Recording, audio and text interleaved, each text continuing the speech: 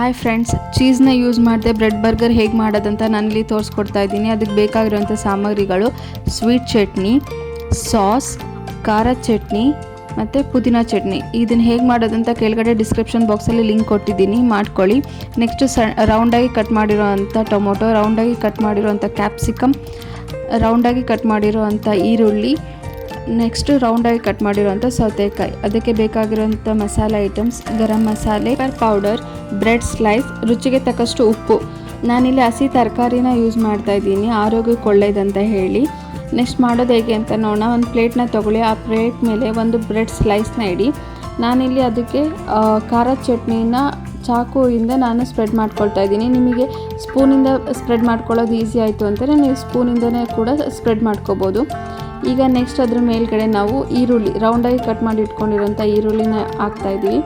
ಇಲ್ಲಿ ಮಕ್ಕಳು ಇವಾಗ ವೆಜಿಟೇಬಲ್ಸ್ ತಿನ್ನಿ ಅಂತಂದರೆ ಸ್ವಲ್ಪ ಕಷ್ಟಪಡ್ತಾರೆ. ಸೊ ಈ ರೀತಿ ಮಾಡಿಕೊಟ್ರೆ ಚಿಕ್ಕವರು ದೊಡ್ಡವರು ಯಾರಾದ್ರೂ ಈ ರೀತಿ ಮಾಡಿಕೊಟ್ರೆ ತಿಂತಾರೆ.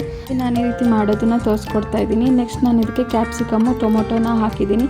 ಅದ್ರ ಮೇಲ್ಗಡೆ ಸ್ವಲ್ಪ ಉಪ್ಪು, ರುಚಿಗೆ ತಕ್ಕಷ್ಟು ಉಪ್ಪನ್ನ ಮಾತ್ರ ಹಾಕಿ.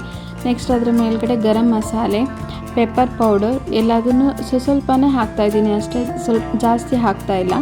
ನೆಕ್ಸ್ಟ್ ಅದ್ರ ಮೇಲ್ಗಡೆ ಒಂದು ಬ್ರೆಡ್ ಸ್ಲೈಸ್ನ ಇಡೋಣ. ಅದಕ್ಕೆ ಫಸ್ಟು ನಾವಿವಾಗ ಗ್ರೀನ್ ಚಟ್ನಿ ಮೀನ್ಸ್ ಪುದೀನ ಚಟ್ನಿ, ಅದನ್ನು ನಾವು ಅಲ್ಲಿ ಚಾಕು ಯೂಸ್ ಮಾಡಿಕೊಂಡು ಸ್ಪ್ರೆಡ್ ಮಾಡ್ಕೊಳ್ತಾ ಇದ್ದೀನಿ.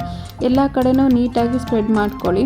ನೆಕ್ಸ್ಟ್ ಅದನ್ನು ಟರ್ನ್ ಮಾಡಿ ಅದಕ್ಕೇ ನಾನು ಸ್ವೀಟ್ ಚಟ್ನಿ ಅಂದರೆ ಟರ್ಮರಿಕ್ ಚಟ್ನಿ ಹೇಳಿದ್ನಲ್ಲ, ಆ ಚಟ್ನಿನ ನಾನಿಲ್ಲಿ ಸ್ಪ್ರೆಡ್ ಮಾಡ್ತಾಯಿದ್ದೀನಿ. ಎಲ್ಲ ಕಡೆನೂ ಸ್ಪ್ರೆಡ್ ಮಾಡಿ ನೀವೀಗ ಕೆಳಗಡೆ ರೆಡಿ ಮಾಡಿ ಇಟ್ಕೊಂಡಿದ್ದೀರಲ್ಲ, ಅದ್ರ ಮೇಲ್ಗಡೆ ನಾವು ಈ ಬ್ರೆಡ್ ಪೀಸ್ನ ಇಡಬೇಕಾಗತ್ತೆ. ಮತ್ತು ನಾನಿಲ್ಲಿ ರೌಂಡಾಗಿ ಕಟ್ ಮಾಡಿರೋವಂಥ ಈರುಳ್ಳಿ ಪೀಸ್ನ ಇಡ್ತಾಯಿದ್ದೀನಿ. ಹಸಿ ಈರುಳ್ಳಿ ತಿನ್ನೋದ್ರಿಂದ ನಿಮಗೆ ಡೈಜೆಷನ್ ಕೂಡ ತುಂಬ ಚೆನ್ನಾಗಾಗುತ್ತೆ. ಸೊ ಹಾಗಾಗಿ ನಾವು ಸ್ವಲ್ಪ ಈರುಳ್ಳಿ ಜಾಸ್ತಿನೇ ಯೂಸ್ ಮಾಡ್ತೀವಿ. ನೀವು ಕೂಡ ಈರುಳ್ಳಿನ ಜಾಸ್ತಿ ಯೂಸ್ ಮಾಡಿ. ನೆಕ್ಸ್ಟ್ ಅದ್ರ ಮೇಲ್ಗಡೆ ನಾನು ಸೌತೆಕಾಯಿನ ಇಟ್ಟಿದ್ದೀನಿ. ನೆಕ್ಸ್ಟು ನಾನಿಲ್ಲಿ ರುಚಿಗೆ ತಕ್ಕಷ್ಟು ಉಪ್ಪು, ಸ್ವಲ್ಪ ಗರಂ ಮಸಾಲೆ, ಪೆಪ್ಪರ್ ಪೌಡರ್ನ ಹಾಕ್ತಾಯಿದ್ದೀನಿ.